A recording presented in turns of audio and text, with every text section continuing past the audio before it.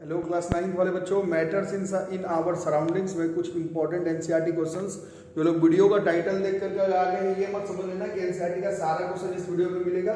सारा क्वेश्चन अगर चाहिए तो ये लेक्चर नंबर 10 है, पहले का लेक्चर 9 फॉलो अप करें और एनसीईआरटी का सारा क्वेश्चन, सारा नोट, सारा थ्योरी इस चैप्टर का मिल जाएगा। आज हम लोग इसमें कुछ कंसेप्चुअल क्वेश्चन जो मैटर्स इन आवर सराउंडिंग्स का है एनसीईआरटी बुक का, उसको हम लोग करेंगे।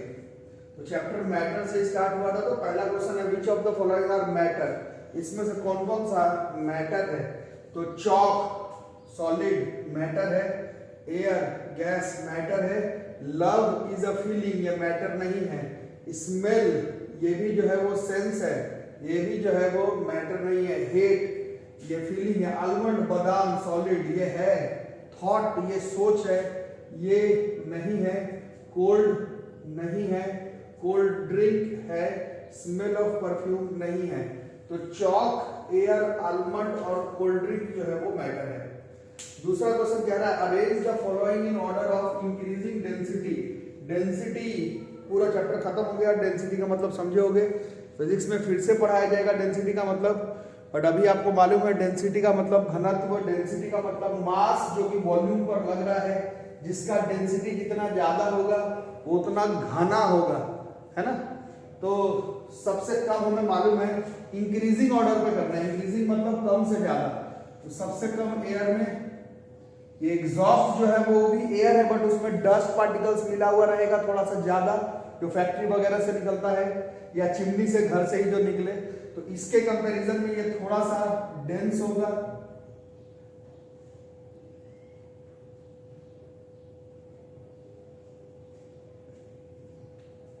हनी थोड़ा सा आप लोग देखते हैं गाढ़ा होता है, पानी भी गाढ़ा है, चौक है, इसके बाद कॉटन रुई, रुई के बाद पानी, पानी के बाद हनी, हनी के बाद चौक और चौक के बाद आयरन। ठीक है, सबसे कम डेंसिटी एयर का है, इसके बाद एग्जॉस्ट फ्रॉम चिमनी का है, उसके बाद जो है वो कॉटन है, फिर वाटर है, फिर हनी है, फिर चॉक है, फिर आयरन। नेक्स्ट क्वेश्चन है, हम लोग ने प्रॉपर्टी ऑफ गैसेस में पढ़ा था कि गैस जो है जिस वेसल में रखते हैं उसका पूरा जगह स्पेस को ऑक्युपाई कर लेता है। Gas completely फिल्स the vessel in which it is kept, give reasons. ऐसा क्यों हो सकता है? इस पूरे चैप्टर का समरी है कि गैस के आपस के जो मॉलिक्यूल्स है वो बहुत दूर दूर तक सेपरेटेड है, वो बहुत दूर दूर तक ट्रैवल कर सकते हैं, उनके बीच में इंटरमॉलिक्यूलर फोर्स ऑफ अट्रैक्शन बहुत कम होता है और दूर दूर तक मूव करने के लिए उनके पास काइनेटिक एनर्जी ज्यादा होता है और वो दूर दूर तक जा सकते हैं। Intermolecular force of attraction come, intermolecular space ज्यादा, आपस में काइनेटिक एनर्जी ज्यादा, और वो काइनेटिक एनर्जी ज्यादा होने की वजह से वो दूर दूर तक ट्रैवल कर सकते हैं। दूर दूर तक ट्रैवल करते हुए वो जिस भी वेसल में है उसका शेप को ऑक्युपाई जो है वो कर सकते हैं। अब पूरा पूरी सिर्फ शेप ऑक्युपाई नहीं, पूरा वेसल को भर सकते हैं, रूम में गैस पूरा का पूरा भर सकता है। Intermolecular forces of attraction come, intermolecular space ज्यादा और आपस में काइनेटिक एनर्जी ज्यादा होने की वजह से गैस जो है जिस भी वेसल में रख दो, जिस भी रूम में रख लो, उसको कंप्लीटली ऑक्युपाई जो है वो कर लेगा। दूसरा क्वेश्चन है we can easily move our hand in air. हवा में हाथ चलाओ, बट अगर लकड़ी पर हाथ चलाना है तो तुमको भयंकर चोट लग जाएगा, उसके लिए हमें कराटे एक्सपर्ट का जरूरत पड़ेगा।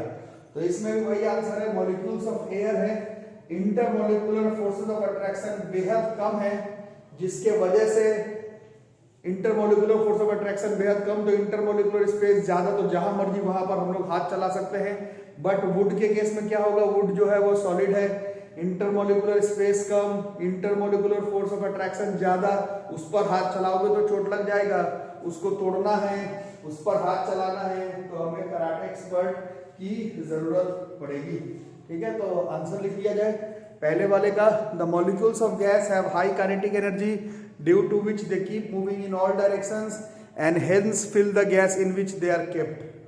दूसरा question, we can easily move our hand in air, but to do the same through a solid block of wood we need a karate expert. इसका answer Molecules of air have very less intermolecular forces of attraction, but in case of solid जैसे कि wood, the molecules have maximum force of attraction.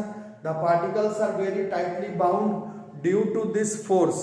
और इस भयंकर intermolecular force of attraction में हाथ चलाना है, तोड़ना है, तो hence larger amount of external force is required to pass through solid, जो कि कॉमन इंसान से तो नहीं, बट जो कराटे एक्सपर्ट है, जो कि सीख रहा है प्रैक्टिस से, उन पर ताकत भी ज्यादा होता है, तो कराटे एक्सपर्ट जो है वो वुड को तोड़ सकता है, हमसे आपसे नहीं टूटेगा, बट हवा में हाथ हम आप कोई भी चला सकते हैं।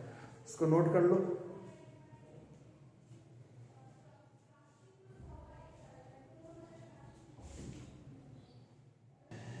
तीसरा क्वेश्चन है नेप्थलीन बॉल्स। आप लोग देखे होंगे या फिर मम्मी पापा से पूछना, जब ठंडी का मौसम खत्म हो जाता है तो जो रजाई वगैरह, जो कपड़ा वगैरह पैक करके रख दिया जाता है, उसमें नेप्थलीन का बॉल्स डाल दिया जाता है, और फिर जब आप खोलते हैं तो वहां पर वो सॉलिड है, नेप्थलीन तो सॉलिड है, बट वो कंप्लीटली डिसअपियर हो जाता है, स्मेल रह जाता है, बट वो डिसअपियर हो जाता है। सॉलिड को गर्मी मिला, पैक करके रजाई को रख दिए गर्मी के सीजन में, तो उसको लिक्विड फॉर्म में बनना चाहिए था, और लिक्विड होगा तो वो दिखना चाहिए था, बट वो नहीं दिखता है। क्यों? क्योंकि इसका आंसर आपसे पूछा जा रहा है, तो हम लोग इसके बारे में पहले ही लिख चुके हैं। नेप्थलीन बॉल जो है वो सब्लिमेट है, और सब्लिमेट को जैसे ही टेम्परेचर मिलेगा तो वो सब्लिमेशन कर लेगा, और सब्लिमेशन जिन्होंने नहीं पढ़ा उन्हें मालूम होगा, सॉलिड से कुछ सब्लिमेट सीधा का सीधा गैसियस फॉर्म में चले जाते हैं, जिसके वजह से कि कुछ भी बचता नहीं है, सॉलिड से लिक्विड से सीधा सीधा गैसियस फॉर्म में। सब्लिमेशन होने की वजह से नेप्थलीन बॉल कंप्लीटली डिसअपियर हो जाता है, पीछे कुछ नहीं बचता, स्मेल सूंघ सकते हैं। नेक्स्ट क्वेश्चन पूछ रहा है कि रूम टेम्परेचर पर वाटर को हम लोग लिक्विड कैसे कह सकते हैं। रूम टेम्परेचर पर वाटर को हम लोग लिक्विड कैसे कह सकते हैं? बहुत सारा आंसर है, बट कॉमन सेंस वाला आंसर लगाएंगे।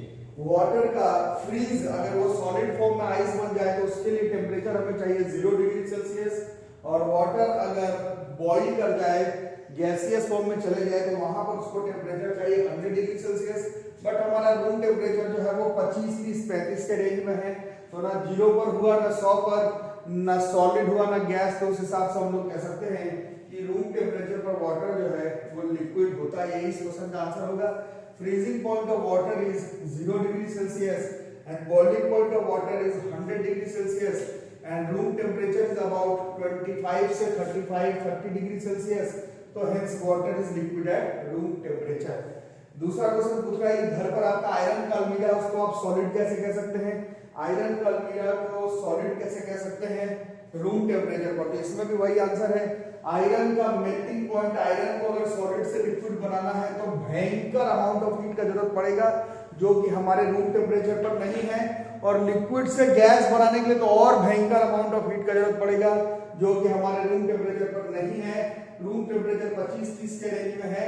उस 25 डिग्री 30 डिग्री पर आयरन अलमीरा जो हमारे घर पर रखा हुआ है उसको सॉलिड कंसीडर करना पड़ेगा। ऊपर से वो डेंस होता है, स्ट्रॉन्ग होता है, रिजिड होता है, एक जगह पर फिक्स होता है, तो उससे हम लोग कह सकते हैं कि रूम टेम्परेचर पर आयरन अलमीरा जो है वो सॉलिड होगा। Melting point of iron is far more than room temperature, और मेल्ट ही नहीं कर पा रहे हो तो बॉइल तो कभी कर ही नहीं पाओगे। इस वजह से रूम टेम्परेचर पर हम लोग कह सकते हैं कि आयरन अलमीरा जो है वो सॉलिड है, रूम टेम्परेचर पर रिजिड है, फिक्स्ड है, और उसका डेंसिटी डेंस बहुत ज्यादा होता है, उस वजह से आयरन अलमीरा जो है वो सॉलिड है रूम टेम्परेचर पर। इसको नोट कर लो।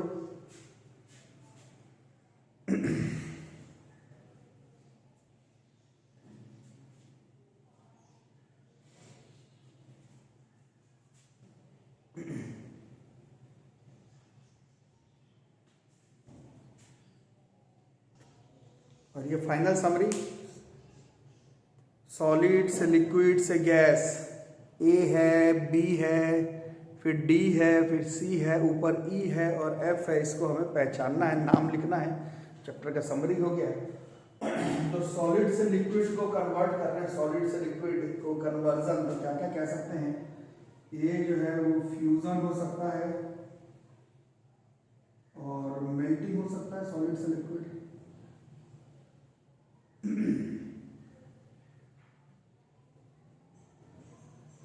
ठीक है।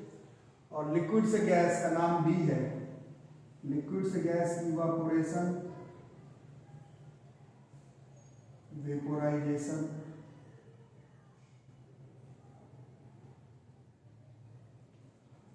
गैस से लिक्विड डी कंडेंसेशन, और how gases can be liquefied, liquefaction of gases भी बोलते हैं इसको, लिक्विफैक्शन ऑफ गैसेस, गैस का लिक्विफिकेशन। लिक्विड से सॉलिड बना रहे हैं सी, लिक्विड से सॉलिड इज फ्रीजिंग, सॉलिडिफिकेशन,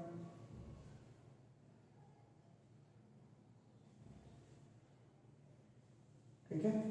और सीधा सॉलिड से गैस का नाम ई है, और सीधा गैस से सॉलिड इसका नाम एफ है। तो ई भी और एफ भी दोनों ही सब्लिमेशन है। और जो लोग आज का वीडियो सिर्फ ये देख करके आगे की इंपॉर्टेंट एनसीईआरटी क्वेश्चंस, ये साइंस का आपके पूरे क्लास 9 में फिजिक्स केमिस्ट्री बायोलॉजी मिला करके एक ऐसा चैप्टर है इसमें सबसे ज्यादा थ्योरेटिकल कंसेप्चुअल क्वेश्चन है, 5-6 तो आज देखे। उससे पहले आप लोग बहुत सारा क्वेश्चन देख चुके हैं। स्टार्टिंग से अगर देखा जाए तो लेटेंट हीट है, इवापोरेशन है, 0 डिग्री सेल्सियस पर बर्फ ज्यादा ठंडा है, 100 डिग्री सेल्सियस पर स्टीम मोर सिवियर बर्न है, और बताया गया था कि सॉलिड जनरली लिक्विड में डूब जाता है बट आइस जो है वो पानी में फ्लोट करता है। उसके बाद इवापोरेशन, इवापोरेशन फिर डिफ्यूजन, डिफ्यूजन में आपको बताया गया था हॉट सिजलिंग फूड का स्मेल दूर दूर तक जाता है, हॉट इंसेंस स्टिक अगरबत्ती का स्मेल दूर दूर तक जाता है। कौन कौन सा फैक्टर है जो कि रेट ऑफ इवापोरेशन को इफेक्ट डालता है, properties of particles of matter, matter का स्टेट, सॉलिड लिक्विड गैस के बीच में डिफरेंस बिटवीन। उसके बाद evaporation and it's cooling effect में बताया गया था कि समर के सीजन में कॉटन क्लोथ्स पहनते हैं, डेजर्ट कूलर बढ़िया काम करता है समर सीजन में, हाथ में एसीटोन परफ्यूम गिरेगा तो फट से जब वो उड़ जाता है तो वहां पर ठंडक कॉज हो जाता है। उसके बाद आपको सब्लिमेशन के बारे में बताया गया, एंड एग्जांपल बताया गया। फिर बताया गया कि किस तरह से ठंडे में ग्लास के बाहर छोटा, मतलब ठंडा नहीं, ठंडा पानी को ग्लास में डालोगे तो बगल में वेपर्स बन जाते हैं। इन सारे क्वेश्चंस का आंसर आपको इसी चैप्टर में मिलेगा, एक से एक बढ़िया क्वेश्चन इस चैप्टर में है। और बताया गया था कि अगर हड़बड़ी में हो, चाय पीना है स्पीड में, तो उसको कप से निकाल करके प्लेट में डाल दो तो वो जल्दी ठंडा होगा, उसको आराम से जल्दी जल्दी पी सकते हैं। ढेर सारा बढ़िया क्वेश्चन इस चैप्टर में है, सारा का सारा नोट्स बनाओ। 3-4 क्वेश्चन होमवर्क दिया गया था उसको करो। सबसे ज्यादा कंसेप्चुअल थ्योरेटिकल गैसेस को लिक्विफाई कैसे किया जा सकता है, how liquefaction of gases is done, और आपको सिखाया गया था कंडेंसेशन के बारे में। कल के क्लास में 4th and 5th state plasma और बोस स्टेडियम कंडेंसेट के बारे में। तो बहुत सारा इंपॉर्टेंट टॉपिक, बहुत सारे इंपॉर्टेंट क्वेश्चन इस चैप्टर में है। बढ़िया से नोट्स बनाओ, इस चैप्टर को सीखो। समरी है, इसके बाद हम लोग कल से फिजिक्स का पहला चैप्टर स्टार्ट करेंगे।